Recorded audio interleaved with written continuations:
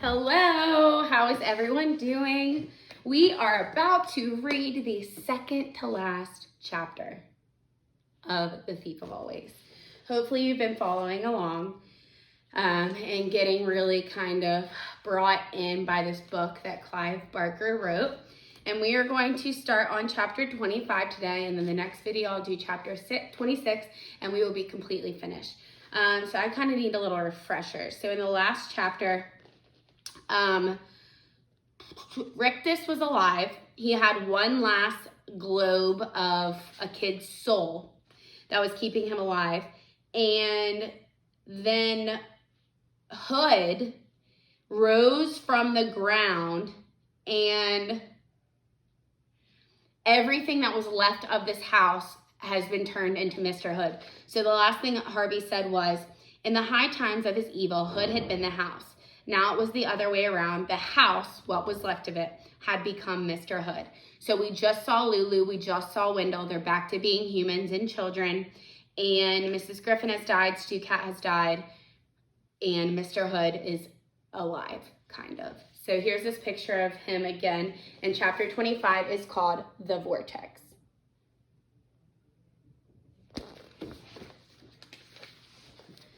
His eyes were made of broken mirrors, and his face of gouged stone.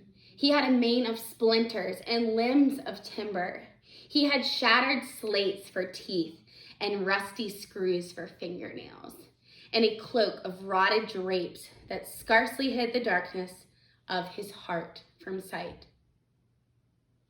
"So, thief," he said, ignoring Rictus's pitiful struggles, "you see me as the man I was, or rather, as a copy of that man. Is it what you expected?" "Yes," Harvey said. "It's exactly what I expected." "Oh, you're dirt and muck and bits and pieces," Harvey said. "You're nothing." "Nothing, am I?" said Hood. "Nothing? I'll show you, thief. I'll show you what I am." "Let me kill him for you," Rictus managed to gasp. "You needn't bother. I'll do it." "You brought him here," Hood said, turning his splintered eyes on his servant. "You're to blame." "He's just a boy. I can deal with him. Just let me do it. Let me..." Before Rictus could finish, Hood took hold of his servant's head and with one short motion simply twisted it off. A yellowish cloud of foul-smelling air rose from the severed neck, and Rictus, the last of Hood's abominable quartet, perished in an instant. Okay, so Rictus is now dead. So I'm going to write that down real quick.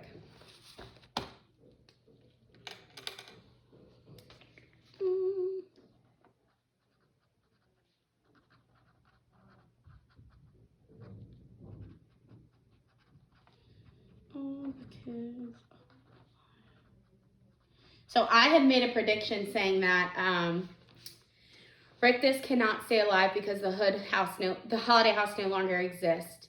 So now Mr. Hood killed Rictus. So it wasn't even Harvey that ended up killing him. Hood let the head go from his hand. It flew up into the air like an unknotted balloon, giving off a farting sputter as it looped the loop and finally fell, emptied to the ground. Hood casually dropped the body, which had summarily shrunk to nothing, and turned his mirrored gaze back upon Harvey. "Now, thief," he said, "you will see power." His mane of splinters stood on end, as though every one of them was ready to pierce Harvey's heart. His mouth grew wide as a tunnel, and a blast of sour, icy air rose from his belly. "Come closer," he roared, opening his arms. The rags that clung there billowed and spread like the wings of some ancient vampire, a vampire that had dined on the blood of pterodactyl and tyrannosaurus. "Come," he said again, "or must I come for you?" Harvey didn't waste his breath with a reply. He'd need every gasp he'd had if he was to outpace this horror. Not even certain what direction he was taking, he turned on his heels and ran, as another blast of soul-freezing air struck him. The ground was treacherous, slippery, and strewn with rubble. He fell within 6 strides and glanced back to see Hood descending upon him with a vengeful shriek. He hauled himself to his feet, Hood's rusted nails missing him by a whistling inch, and had taken 3 stumbling strides from Hood's shadow when he heard Lulu calling his name. He veered in the direction of her voice, but Hood caught the collar of his jacket. "Got you, little thief!" he roared, dragging Harvey back into his splintery embrace. Before Hood could catch better hold, however, Harvey threw back his arms and pitched himself forward. Off came the jacket, and he made a third dash for freedom, his eyes fixed on Lulu, who was beckoning him toward her. She was standing on the edge of the lake, he realized, perched inches from the spinning waters. Surely she didn't imagine they could escape into the lake. The vortex would tear them limb from limb. "We can't," he said to Lulu. "We must," she called back. "It's the only way." He was in 3 strides of her now. He could see her bare feet slithering and sliding on the slimy rock as she fought to keep her balance. He reached out for her, determined to snatch her from her perch before she fell, but her eyes weren't on him. They were on the monster at his back. "Lulu!" he yelled to her. "Don't look!" But her gaze was fixed upon Hood, her mouth agape, and Harvey couldn't help but glance back to see what fascinated her so. Hood's pursuit had thrown his coat of rags into disarray, and there was something between its folds, he saw, darker than any night sky or lightless cellar. What was it? The essence of his magic, perhaps, guarding his loveless heart? "Do you give up?" Hood said, driving Harvey back onto the rocks beside Lulu. "Surely you would not choose the vortex over me." "Go," Harvey murmured to Lulu, his gaze still fixed on the mystery beneath Hood's coat. He felt her hand grasp his for a moment. "It's the only way," she said. Then her fingers were gone, and he was standing on the rocks alone. "If you choose the flood, you will die horribly," Hood was saying. "It will spin you apart, whereas He extended an inviting hand to Harvey, stepping up onto the rock as he did so. "I offer you an easy death, rocked to sleep on a bed of illusions." He made a smile, and it was the foulest sight Harvey had ever seen. "Choose," he said. Out of the corner of his eye, Harvey glimpsed Lulu. She had not fled as he thought. She'd simply gone to find a weapon. And she had one, a piece of timber dragged out of the rubble. It would be precious little use against Hood's enormity, Harvey knew, but he was glad not to be alone in these last moments. He looked up at Hood's face. "Maybe I should sleep," he said. The Vampire King smiled. "Wise little thief," he replied, opening his arms to invite the boy into his shadow. Harvey took a step over the rock toward Hood, raising his hand as he did so. His face was reflected in the shattered mirrors of the vampire's eyes, 2 thieves in one head. "Sleep," said Hood. But Harvey had no intention of sleeping yet. Before Hood could stop him, he grabbed hold of the creature's coat and pulled. The scraps came away with a wet, tearing sound, and Hood let out a howl of rage as he was uncovered. There was no great enchantment at his heart. In fact, there was no heart at all. There was only a void, neither cold nor hot, living nor dead, made not of mystery, but of nothingness. The illusionist's illusion. Furious at this revelation, Hood let out another roar of rage and reached down to reclaim the rags of his coat from the thief's hands. Harvey took a quick step backward, however, avoiding the fingers by a whisker. Hood came raging after him, his soul squealing on the rock, leaving Harvey with no choice but to retreat another step until he had nowhere to go but the flood. Again, Hood snatched at the filched rags and would have had both coat and thief in one fatal grasp had Lulu not run at him from behind, swinging the timber like a baseball bat. She struck the back of Hood's knee so hard her weapon shattered, the impact pitching her to the ground. The blow was not without effect, however. It threw Hood off balance, and he flailed wildly, the thunder of the vortex shaking the rock on which he and Harvey perched, and threatening to toss them both into the maelstrom. Even now, Hood was determined to claim his rags back from Harvey and conceal the void in him. "Give me my coat, thief!" he yelled. "It's all yours," Harvey yelled, and tossed the stolen rags toward the waters. Hood lunged after them, and as he did so, Harvey flung himself back toward solid ground. He heard Hood shriek behind him and turned to see the Vampire King, the rags in his fist, pitch headfirst into the frenzied waters. The maned head surfaced a moment later, and Hood struck out for the bank. But strong as he was, the vortex was stronger. It swept him away from the rocks, drawing him toward its center, where the waters were spiraling down into the earth. In terror, he started to plead for assistance, his pitiful bargains only audible when the whirlpool carried him to the bank where Harvey and Lulu now stood. "Thief!" he yelled. "Help me, and I'll give you the world forever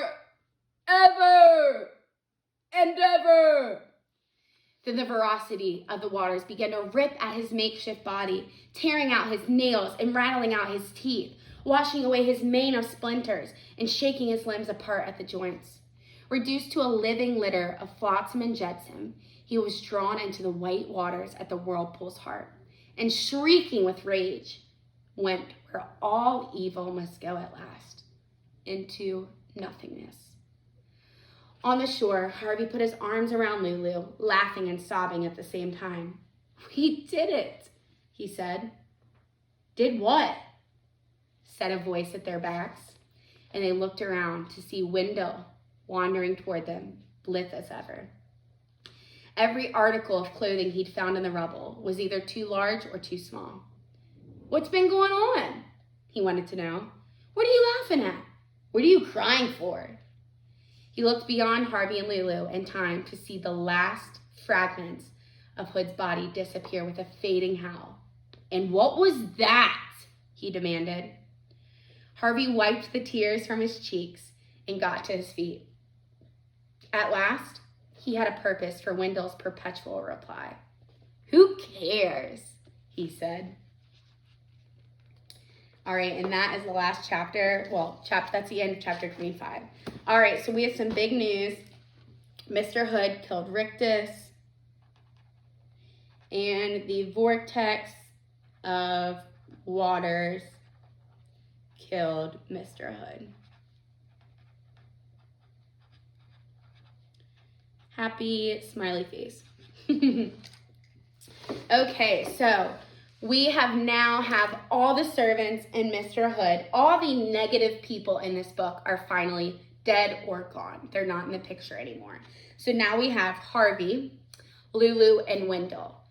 So Harvey obviously is our main character, and Wendell and Lulu they haven't been main characters, but they've definitely had an impact on Harvey as a character. So, did it go over here? Oh, here it is. So previously, we talked about different ways that Harvey had changed, and we're just going to start this work right today, and then tomorrow when we read the final chapter, we'll keep going. So character changes. So I want to kind of talk about how Harvey has changed and kind of who has helped him change. Okay, so we're going to put Harvey in the middle. Actually, let's see how I want to do this. Yeah, we'll put Harvey in the middle. And we'll kind of talk about what he used to be like.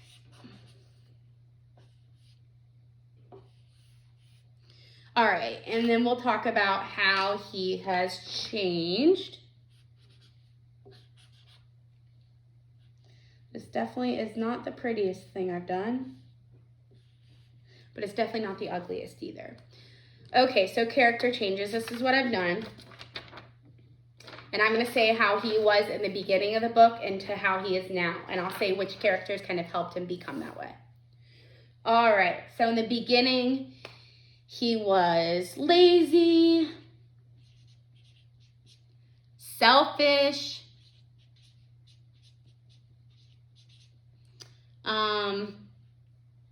a little gullible. And I'm going to say he wasn't weak, but he wasn't really brave either. So I'm going to say he wasn't weak. I'm going to say easily pleased or persuaded. Now, the people that had a very, very, very big impact on him, we have Lulu, Wendell, and Mrs. Griffin. Those were the ones that had a big positive impact on him. Lazy, selfish, gullible, easily pleased, we could say. Those were really just, he made himself feel that way. And Mr. Hood kind of made him feel gullible and easily pleased. So Mr. Hood, we'll say Rictus, made him feel gullible. Mar, Jive, and I'll say Karna too. Okay, so we talked about how he was in the beginning. Now I would say that he is brave, selfless, caring, and I'm going to leave that last box for the final chapter. So, Harvey started out lazy, selfish, gullible, easily pleased. Mr. Hood, Rictus, Mar, Jive, Karna, they kind of fell under that negative category of how he was in the beginning of the book. The beginning of the book, I wasn't the biggest fan of Harvey. I think that he just was very immature and didn't really look at the bigger picture of things in life and wasn't thankful and grateful for the things that he already had. And he ends up obviously regretting that and the decisions that he made. But towards the end of the book, he's become brave, selfless, caring, and many other different adjectives we could use to describe him through his selfless acts that we saw him do.